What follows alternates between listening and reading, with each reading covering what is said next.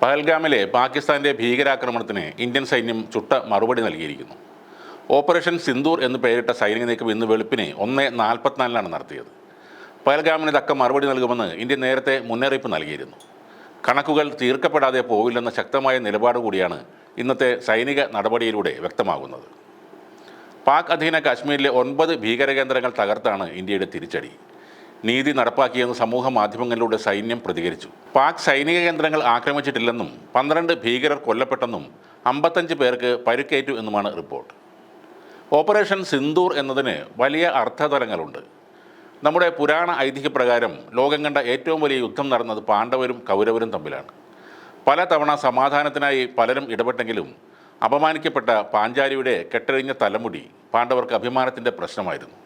അതിനുവേണ്ടിയാണ് ഭാരത ചരിത്രത്തിൽ ചോരപ്പുഴ ഒഴുകിയ ആ മഹായുദ്ധം നടന്നത്. പാകിസ്ഥാൻ ഭീകരന്മാർ മതം ചോദിച്ച് പുരുഷന്മാരെ കൊന്നപ്പോൾ ഒരു സ്ത്രീയോട് പറഞ്ഞത് നിന്നെ കൊല്ലുന്നില്ല, പോയി നിൻ്റെ മോദിയോട് നീ ഇത് പറയണം എന്നാണ്. ആ സ്ത്രീയുടെ വാക്കുകൾ മോദി മാത്രമല്ല ഇന്ത്യ എന്ന രാജ്യം മുഴുവനും കേട്ടു. അതിൻ്റെ ബാക്കി പത്രമാണ് ഓപ്പറേഷൻ സിന്ദൂർ.